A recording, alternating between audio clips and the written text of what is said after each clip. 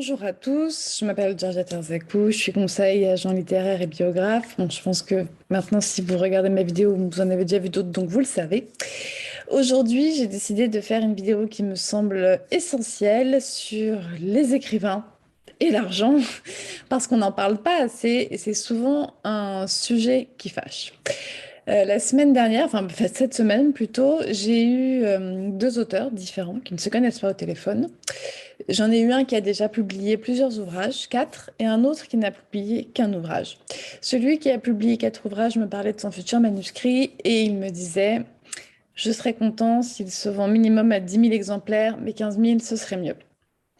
Et l'autre auteur que j'ai eu au téléphone, qui a déjà édité un livre et qui est sur d'autres manuscrits, m'a dit, je veux au minimum gagner 15 000 euros par an avec mes livres. Bon, alors, ça, c'est ce que veulent les auteurs.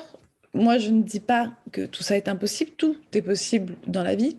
Je voudrais juste donner quelques réalités, quelques chiffres sur l'économie du livre parce que je voudrais limiter les désillusions et mettre en tête, dans la tête de tout le monde plutôt, que l'argent dans la littérature, c'est pas quelque chose qui se trouve sous le fer d'un cheval. Alors, très concrètement, on va déjà parler en nombre d'exemplaires.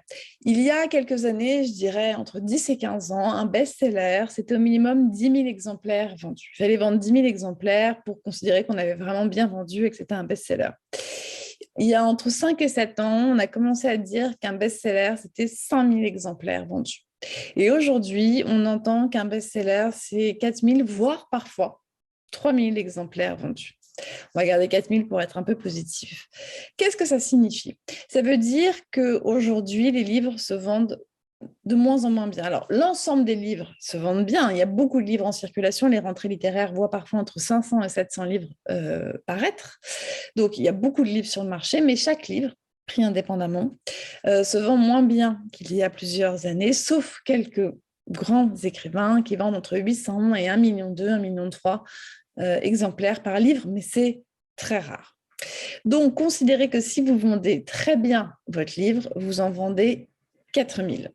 Mais la moyenne de vente d'exemplaires pour un roman se situe entre 500 et 800. Ça, c'est pour un premier roman. Donc, on va dire que pour un roman qui n'est pas un premier roman, pour un auteur qui n'est pas une star internationale, mais qui a déjà édité, le nombre moyen de vente est entre 1000 et 2000. 1500, c'est bien. Sauf si vous êtes édité dans une très très grande maison avec un très très bon diffuseur. Hein. Si vous êtes Gallimard, Flammarion, Albin Michel, Grasset, vous êtes dans toutes les librairies de France, donc vous démultipliez la force de frappe. Vous pouvez arriver à 2000, 2500 exemplaires de vente, mais ce n'est pas considéré comme un best-seller pour autant. Donc voilà, ça c'est à peu près les chiffres de vente. Et là, je parle en termes d'édition traditionnelle, c'est-à-dire l'édition à compte d'éditeur. Je vais parler un peu de l'auto-édition, même si je ne travaille pas avec l'auto-édition, mais j'ai récupéré certains auteurs de l'auto-édition à l'édition traditionnelle, tout comme j'ai vu des auteurs partir de l'édition traditionnelle à l'auto-édition. Je ne parle pas du tout ici de l'édition à compte d'auteur. Dans l'édition à compte traditionnelle, donc à compte d'éditeur, on va prendre l'exemple où vous vendez 3 000 exemplaires, ce qui est déjà bien. Vous pouvez espérer toucher à peu près 10% de droits d'auteur. Donc, si vous vendez votre livre en brochet à 20 euros, on ne parle même pas des poches, hein. Si vous vendez 3 000 exemplaires de brochet à 20 euros à 10%, d'accord? Vous gagnez donc 2 euros par livre, fois 3 000 exemplaires, vous gagnez à la fin 6 000 avec 6 000 euros avec votre livre. 6 000 euros, c'est pas beaucoup. Si vous avez passé 2 ans à écrire ce livre, puisque vous avez attendu à peu près entre 6 mois et 1 an pour l'édition, etc. Donc la fortune, elle n'est pas au bout du chemin. Hein. Elle n'est pas au bout du chemin du tout.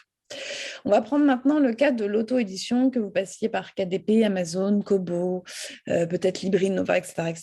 Dans l'auto-édition, vous vendez rarement votre livre à 20 euros. Souvent, vous le vendez en numérique pour des tarifs à peu près aux alentours de 5 euros. Je prends une moyenne, hein, ça peut être différent selon les cas. Donc, vous ne vendez pas à 20 euros, vous vendez à 5 euros. Mais vous pouvez estimer récupérer, alors sur Kobo, KDP, c'est à peu près 8 euros, 8%, c'est plus compliqué, mais vous pouvez espérer avec l'auto-édition, dans certains cas, par exemple, je prends Librinova, récupérer entre 40 et 50% du prix. Donc, vous pouvez espérer récupérer on va faire une grosse moyenne, 2,50 € par livre vendu, par livre numérique vendu, 2,50 €. Qu'est-ce que ça veut dire? Ça veut dire que pour le même nombre d'exemplaires vendus, vous gagnerez plus d'argent avec l'auto-édition qu'avec l'édition à compte d'éditeur. Si vous vendez 1000 exemplaires à compte d'éditeur avec 2 €, vous gagnez 2000, alors que dans l'autre cas, vous gagnez 2500. Donc, à la question, qu'est-ce qui rapporte le plus? Est-ce que c'est l'édition à compte d'éditeur? Est-ce que c'est l'auto-édition? D'une façon générale, si l'on compare uniquement en termes d'exemplaires vendus, l'auto-édition rapporte plus. Alors, il est évident que avec un contrat d'édition chez un éditeur, enfin un compte d'éditeur, on va dire, vous n'avez pas à vous occuper de la diffusion, vous n'êtes pas trop censé vous occuper de la promotion, quand même si vous pouvez regarder la vidéo à ce sujet, mais quand même un peu moins. Vous n'avez pas à avancer des coûts tels que le maquettiste, le correcteur, le graphiste, etc., l'imprimeur, évidemment. Tout ça, ça n'est pas pour vous. Donc, vous n'avancez pas un copec et vous récupérez vos droits d'auteur. Lorsque vous êtes en auto-édition, si vous êtes vraiment sérieux et que vous faites bien les choses, vous devez quand même investir de l'argent. Et là, je vais insister sur quelque chose de très important. Ne faites pas l'économie d'un correcteur. Prenez un vrai correcteur professionnel, quelqu'un de vraiment qualifié. Ne faites pas la correction avec juste autodidacte ou le petit Robert en logiciel. Ça n'est pas bon. Il y a toujours des fautes qui subsistent. Voilà, ça c'était un aparté. Donc, ce que je veux vous dire, c'est que dans l'auto-édition, vous avancez de l'argent et souvent, vous en avancez même plus que prévu parce que vous faites des masterclass pour savoir comment bien vendre, comment faire sa promotion, comment comprendre la plateforme Amazon si c'est Amazon, etc., etc. Mais vous gagnez plus d'argent et il existe tout un processus promotionnel mis en place par les plateformes pour vendre plus d'exemplaires. Ce sont deux mondes différents et il n'est pas rare de voir des auteurs en auto-édition fêter leurs 5 000 €, leurs 10 000 €, leurs 15 000 € leurs 20 000 € et parfois beaucoup plus parce qu'ils sont amenés à publier plusieurs ouvrages qui sont de qualité inégale, mais en tout cas à gagner beaucoup plus, à générer beaucoup plus d'argent, enfin de chiffre d'affaires, parce qu'on parle d'entreprise en auto-édition, que les auteurs à compte d'éditeur. Alors, qu'est-ce que ça veut dire? Ça veut dire que vouloir faire de l'argent, on va parler comme ça, faire de l'argent, quand on est écrivain à compte d'éditeur, c'est pas gagné.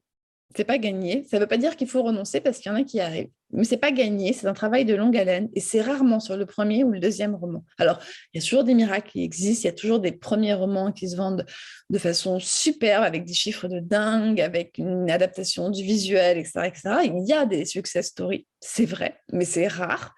Et donc, la route est vraiment longue et c'est une question d'opiniâtreté.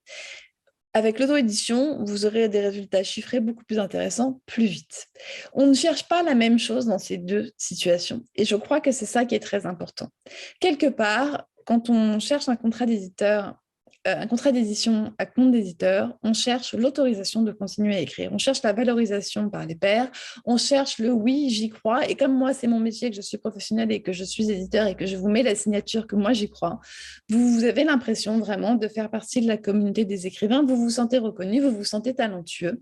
Et j'ai envie de dire, c'est une forme de rétribution qui n'est pas financière. Lorsqu'on passe par l'auto-édition, on gagne plus d'argent, on est libre, on fait ce qu'on veut de son livre complètement. Il y a un côté très jouissif de toute cette liberté, en fait, même si parfois c'est épuisant et qu'il y a beaucoup de choses à faire. Il y a un côté aussi très entrepreneurial qui est franchement intéressant, je le conçois. Mais il vous manque la reconnaissance, j'allais dire par le milieu professionnel, de vos capacités d'écrivain. Vous pouvez être reconnu par un certain public qui achète vos ouvrages, voire qui les évalue sur des plateformes de notation. Ça peut vous suffire, mais dans bien des cas, ça finit toujours par ne pas suffire. C'est-à-dire que je me retrouve toujours avec des auteurs en auto-édition qui m'appellent en me disant « j'ai vendu tant ». J'ai même parfois des chiffres astronomiques de vente. J'ai des gens qui ont fêté plus de 100 000 € de chiffre d'affaires grâce à l'auto-édition sur une année et qui, fort de ce constat, sont quand même prêts à tout abandonner pour aller à l'édition traditionnelle. Donc, la question, c'est que cherchez-vous? Mais si vous cherchez avant toute chose de l'argent pour vivre de votre écriture, la réponse n'est peut-être pas forcément l'édition traditionnelle.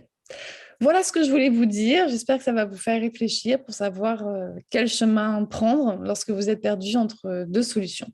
À très bientôt. Au revoir.